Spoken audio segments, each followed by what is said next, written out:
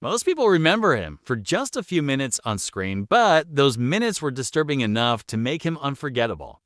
When Pulp Fiction came out, audiences didn't just talk about Samuel L. Jackson or John Travolta. They talked about Zed, the quiet, terrifying presence who didn't need flashy dialogue to leave a mark.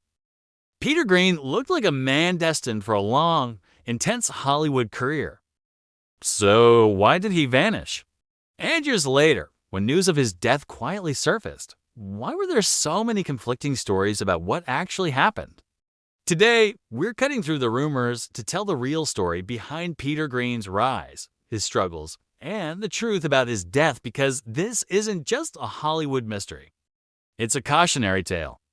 Peter Greene was one of those rare actors who didn't feel like he was acting at all.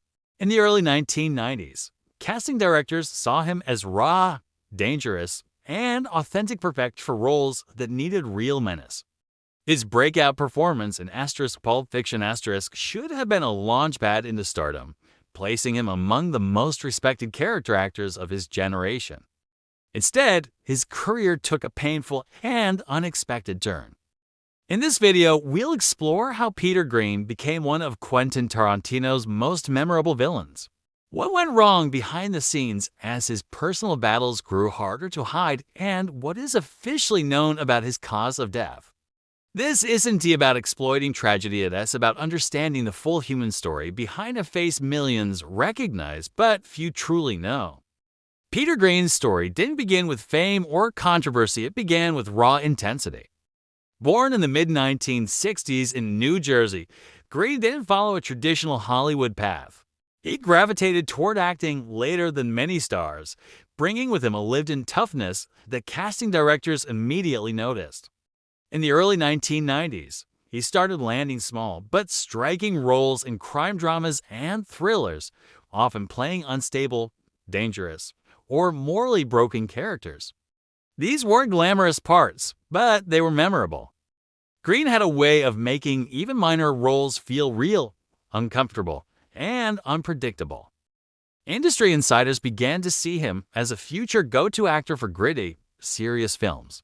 Unlike polished leading men, Greene felt authentic, like someone you might actually encounter in the real world. This realism was both his greatest strength and, eventually, part of his downfall. As his career gained momentum, Hollywood began typecasting him into darker roles, reinforcing an image that was difficult to escape. Still, at this stage, everything seemed promising. He was working steadily, earning respect, and inching closer to a true breakout moment that would change everything. That moment came in 1994 with Pulp Fiction *. Peter Greene's portrayal of Zed was brief, but it was unforgettable. In a film packed with iconic performances, Greene managed to stand out without grand speeches or excessive screen time. Zed was terrifying precisely because of his calmness and everyday evil that felt disturbingly real. Audiences were shocked, and critics took notice. This was the kind of performance that usually opens doors, bigger roles, better scripts, long-term recognition. For many viewers, Zed became one of the most unsettling villains of the decade. Greene suddenly had the credibility that actors chase their entire careers. He followed Pulp Fiction with appearances in films like The Mask Blue Streak and Training Day proving he could shift between genres while maintaining his intensity. Yet despite working alongside A-list stars, something wasn't clicking. The mainstream breakout never fully arrived, and the momentum slowly began to fade, leaving fans confused about why such a powerful actor wasn't becoming a household name. Behind the scenes, Peter Greene was fighting battles far more difficult than any role. As the pressure of Hollywood increased, so did his personal struggles. Greene later spoke openly about dealing with mental health issues, including bipolar disorder, which made the unpredictable nature of the film industry even harder to navigate. Substance abuse became another major challenge, further complicating his career. In an industry that often lacks patience or support for vulnerability, Greene began missing opportunities and losing trust from studios. Roles became less frequent, and his presence in major films declined sharply. This period marked a painful shift from rising talent to cautionary example. Instead of being helped, he was gradually sidelined. Hollywood moved on quickly, as it often does, leaving Greene to deal with his struggles largely on his own. Despite attempts to recover and occasional returns to acting, the damage had already been done. His story became a reminder of how fragile success can be, especially for actors whose personal realities don't fit neatly into Hollywood's expectations. As the years passed, Peter Greene lived largely out of the spotlight. When news of his death emerged in 2023, it shocked many fans who had assumed he was simply retired or living quietly. Almost immediately, speculation and misinformation began spreading online. What is publicly known is that Peter Greene passed away at the age of 58, and reports indicated that his death was due to natural causes. No evidence supported the more sensational rumors that quickly circulated on social media. His history of mental health struggles and substance abuse led many to jump to conclusions, but official reports did not confirm anything beyond natural causes. This highlights a troubling pattern in how society treats former celebrities, especially those who struggled. Rather than focusing on verified information, many rush to frame his death as a tragic stereotype. The reality is more subdued, more human, and far less sensational.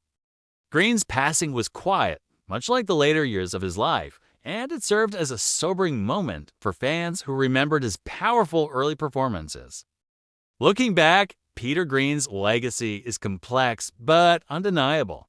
He may not have achieved lasting stardom, but his impact, especially in Pulp Fiction remains strong decades later. His performances still unsettle viewers, still spark conversations, and still remind audiences of a time when raw character actors could leave a permanent mark with just a few scenes. Greene's life also exposes uncomfortable truths about Hollywood, how talent alone isn't always enough, and how easily personal struggles can derail a promising career. Remembering him solely for his downfall would miss the point. Peter Greene was an actor of rare intensity, capable of making audiences uncomfortable in ways few could. His story deserves to be told not as a cautionary headline, but as a full human journey one of talent, struggle, and a legacy that refuses to be forgotten. Peter Greene's story isn't easy to wrap up with a neat Hollywood ending, and maybe that's what makes it so important to remember. He was an actor who proved that a few minutes on screen could be more powerful than entire careers built on fame alone. Long after the credits roll on Pulp Fiction audiences still talk about Zed, still feel that uneasy silence he brought to the screen. That kind of impact doesn't disappear, even if the spotlight does. His life also forces us to confront a harsher truth about the entertainment industry. Talent can open doors, but it doesn't protect you from personal battles, and it doesn't guarantee support when things fall apart. Peter Greene wasn't just a villain, a troubled actor, or a tragic headline. He was a gifted performer who left behind moments that continue to resonate with fans around the world. If there's anything to take away from his story, it's this: remember the work, respect the person, and don't reduce a life to its struggles. Peter Greene's legacy lives on in the roles that still disturb, captivate, and stay with us long after the screen goes dark.